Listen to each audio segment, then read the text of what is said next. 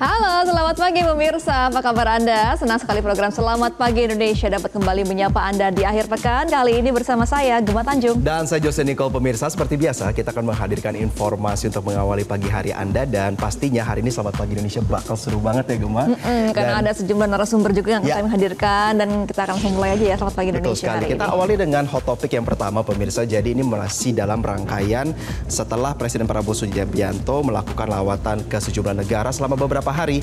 Presiden Prabowo Subianto tiba di tanah air pada Sabtu sore kemarin.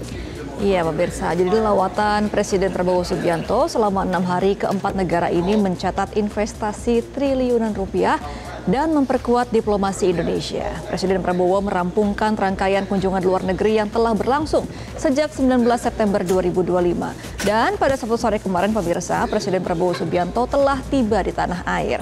Totalnya perjalanan Presiden Prabowo memakan waktu 6 hari untuk mengunjungi 4 negara.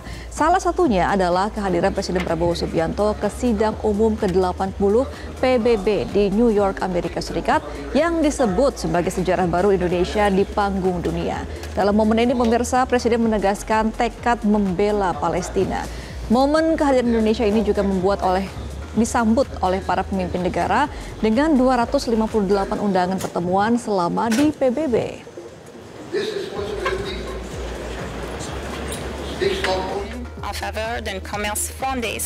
Nah, kemudian dari markas PBB pemirsa, Presiden terbang ke Kanada. Di Kanada, Presiden Prabowo Subianto menyaksikan penandatanganan Indonesia-Kanada Comprehensive Economic Partnership Agreement atau ICA-CEPA yang menjadikan 90,5% tarif produk Indonesia dihapus oleh Belanda. Kanada maksud kami.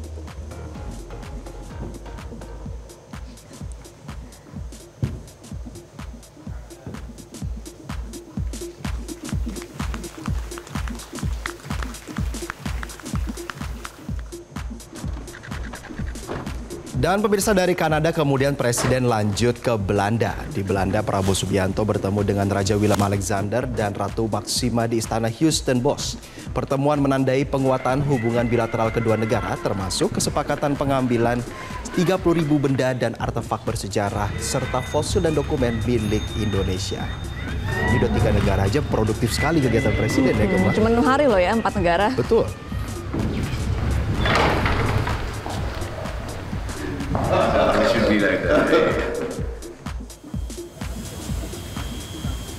Nah pemirsa, masih ada satu negara yang juga dikunjungi oleh Presiden Prabowo Subianto. Sebelum ke PBB, Presiden terlebih dahulu berkunjung ke Jepang untuk menghadiri Pavilion Indonesia di Osaka Expo 2025. Dan kunjungan ke Jepang ini telah tercatat komitmen investasi sebesar USD 23,8 miliar atau sekitar 380 triliun rupiah. Jadi rangkaian perjalanan Presiden ini telah membawa misi diplomasi sekaligus investasi.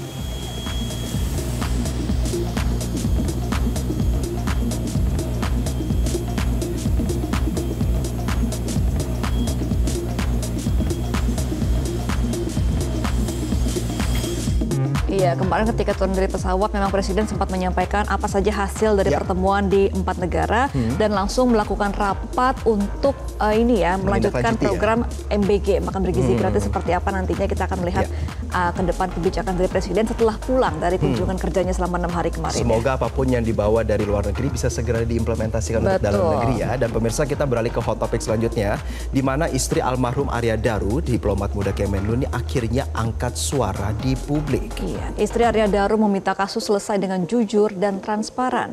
Pemirsa, jadi keluarga Arya Daru dihadapkan awak media, didampingi oleh kuasa hukum dan keluarga dari Arya Daru. Sang istri, Meta Ayu Puspitantri, tak tahan menahan kesedihannya. Istri Arya Daru masih tak menyangka kehilangan suami yang telah dikenalnya sejak berumur 10 tahun, sejak masih duduk di bangku sekolah dasar. Sang istri pun meminta agar proses penyelesaian kasus ini jujur dan transparan. Kuasa hukum Arya Daru, Nikolai Aprilindo, memastikan bahwa pihak keluarga Arya telah mendapatkan perlindungan dari LPSK.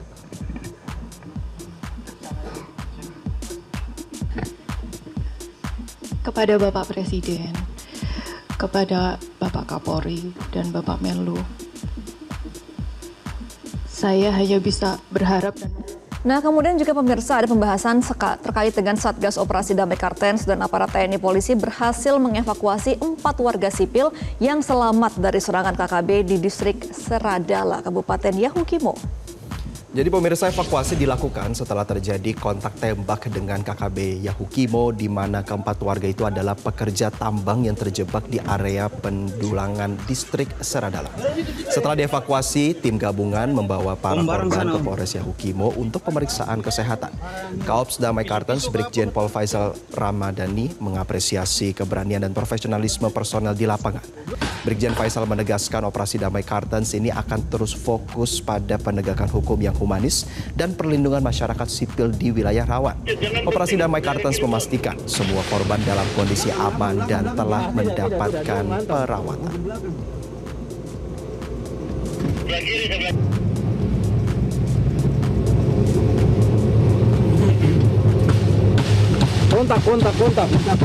Kontak.